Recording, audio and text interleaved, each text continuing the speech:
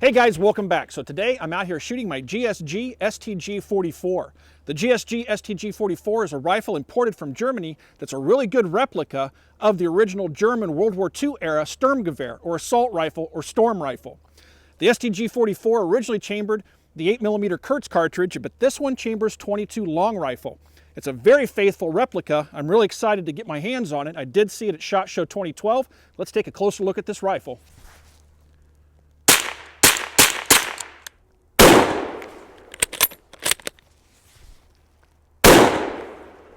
This is the K98 Mauser. At the beginning of hostilities during World War II, this was the standard German infantry rifle.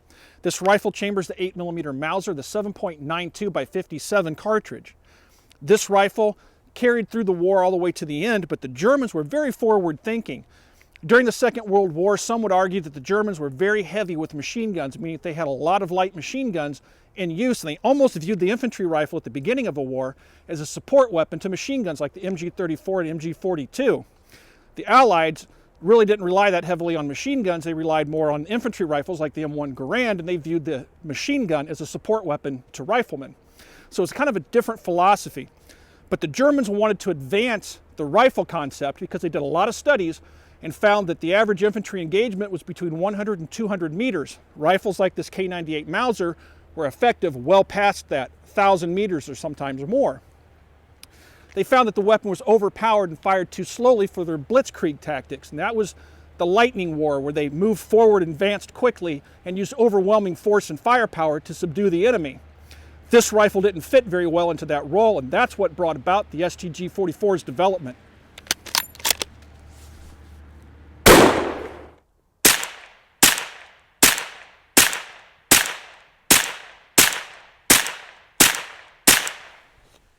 The StG44, as the name implies, went into service in 1944. The rifle started development before that time period. However, by 1944 it was ready for field use. The rifle went through a number of different evolutionary changes, and it also wasn't supported by Hitler and the Third Reich in the beginning. It had a couple of different names because of that. It was known as the MP43 and the MP44, as well as the StG44. The StG44 is short or abbreviated for sturmgewehr, and that means assault rifle in the English translation, or storm rifle in a literal translation, which supported, again, their blitzkrieg tactics of moving forward quickly. The StG44, as I said, wasn't supported by Hitler. He only supported the development of machine pistols or submachine guns. He was not on board with this rifle in the early design stages.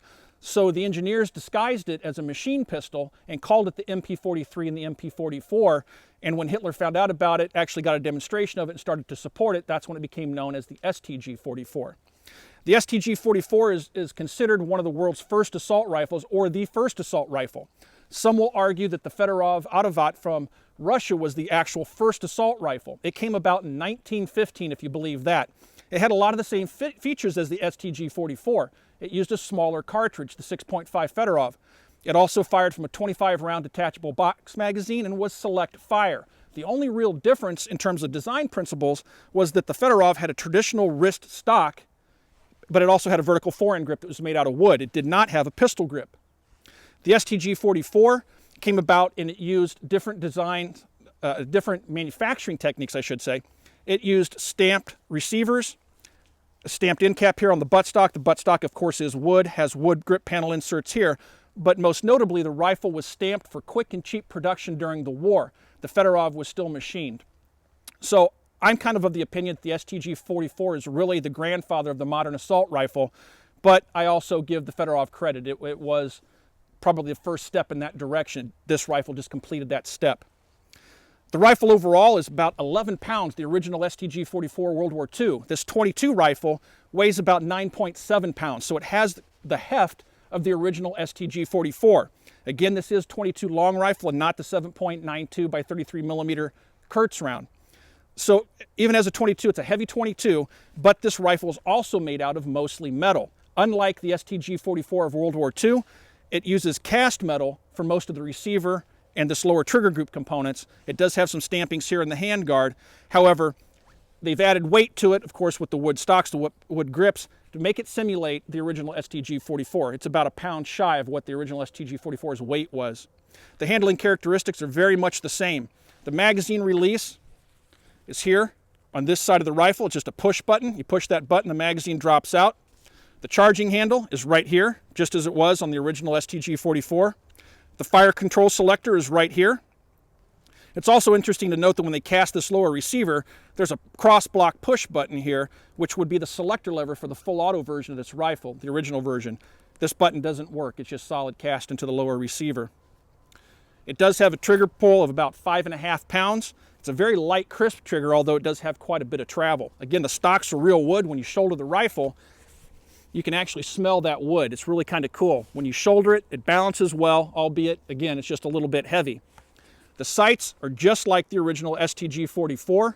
You have an elevation and windage adjustable rear sight. Now, the windage adjustment is not part of the original StG44 design. They've added this to the 22 rifle because the front sight post, which has the same profile as the original StG44, is solid cast and does not have windage adjustment. So all of your windage and elevation has to be made back here on the rear sight. It's kind of an RPK style rear sight where you have a drum that you can turn and it moves a blade left and right for windage. Just like an AK or rifles that followed it, and even rifles that predated it, it has a slider so you can pick your elevation. It's a lot of fun to shoot.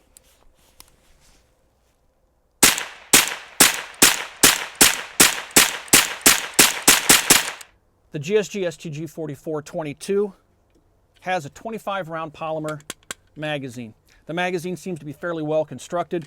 It has this little slider on the side that you can use your thumb to pull it down so you can load rounds into it. I have noticed that you have to be careful loading rounds. If you pull this slider down too much as you're loading it, the nose of the bullet will fall down and it actually cause rounds to get in the magazine backwards. So you want to be careful when you're loading the magazine.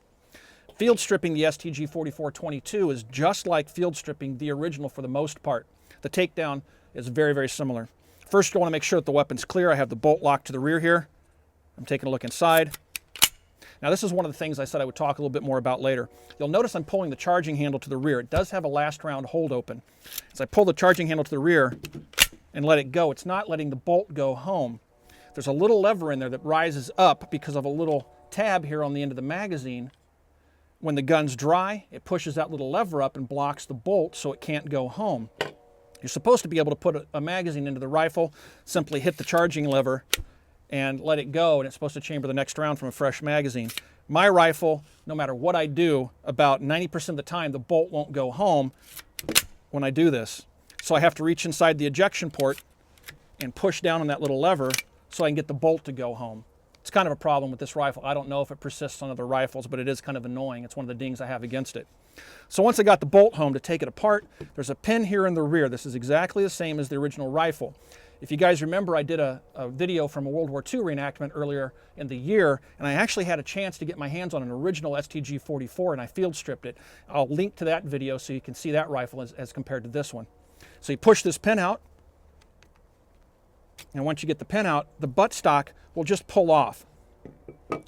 Now, just like the original, this lower trigger group will hinge down. You'll want to make sure that you capture the springs in the rear here.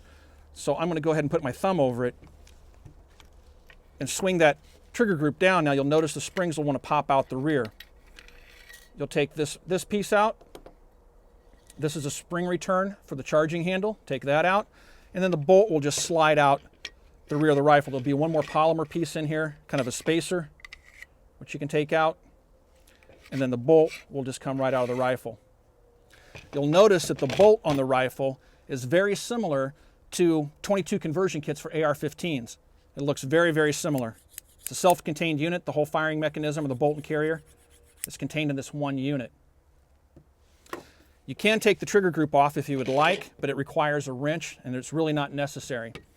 Here's your trigger group, but you can access it easily for cleaning without removing it from the rifle. You'll also note here on the end, this would be the gas block for taking the piston out of the rifle on the original. This is just a simulated block cover. This doesn't come off. You can't unscrew it. You can pull the handguard off, which I'm not going to do right now. It just pops off. It's a friction fit. And that's it. That's all that's required to field strip the rifle. To put it back together, you just reverse the process. Let's do some shooting with the GSG StG44-22. Now, I do have my 25-round magazine, which you can see here. It inserts just like the original. Pop it in the magazine well. The magazine release is right here. It's a big button that you can easily hit with your thumb to remove the magazine. Again, just like the original. The charging handle's right here, and your fire control selector lever is right here. Now this is kind of weird. It's reversed. Up is fire and down is safe. So to go from safe to fire, you have to brush this lever up. To put it back on safe, you put it down. I'm still trying to wrap my head around that because it's opposite of what I'm used to. So I have the weapon on safe. Grab the charging handle after you've put the magazine in and let it go home. Now the weapon's ready to fire. You move it to the fire position. Now the other thing that you want to be careful of, that when you're using the rifle, is I have a tendency to want to hold the rifle here because the handguard is very narrow. If you do that, as this follower comes up, it hits your pinky, it can cause malfunctions. You'll want to hold it like this or like this, but don't wrap your hand around the magazine. Sometimes I wrap my hand around the magazine, I can feel this touch my pinky, then you'll see me lift my fingers away, and so far I've not caused any malfunctions doing that. So the weapon's ready to fire, put it on fire, put it in the shoulder.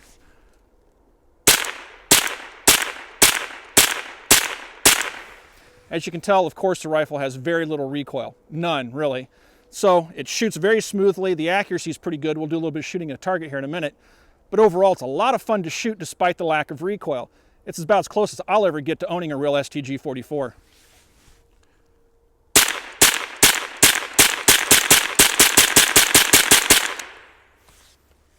Again, the bolt locks open on the last round fired.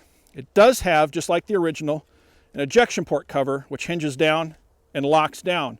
When you charge the weapon or fire that first round, it automatically flips itself open. Now let's see if I can get the bolt to go home. Again, I have to stick my finger in the ejection port, pull the bolt back to get it to go home. It really is a pain in the rear. Don't like that at all. What I might wind up doing is grinding down that nub on the magazine so it just doesn't lock open on the last round fired. That I'm going to take a look inside the gun. It's kind of hard to get to that little lever and see if I can figure out what's hanging up. Got target down to 50 yards. Let's see how this thing prints.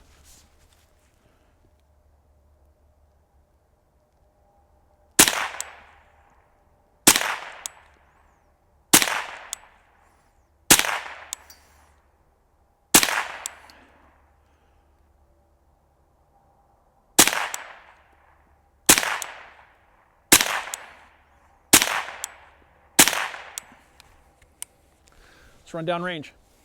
We're down range at 50 yards after firing a few rounds through the StG4422. I am using these Shoot'ems. These are CCI mini mags. They're 36 grain high velocity rounds. The rifle doesn't like standard velocity bulk ammunition. I found that will cause malfunctions. You'll definitely want to shoot things like mini mags. These are relatively affordable. These are about 25 bucks from my local gun shop, and it's 375 rounds. I've had no malfunctions with this ammunition whatsoever in the rifle. And as you can see, it turns out pretty good performance. You're probably looking at maybe 1.5 inches or a little bit less. So the rifle shoots very well. The sights, you'll notice I was aiming here at the A.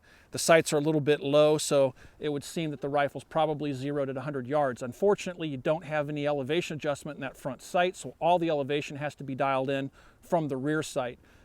Shooting at 50 yards, I have to run that rear sight up pretty high to get it close to center. But overall, I'm really impressed with the handling characteristics of the rifle, and it shoots quite well.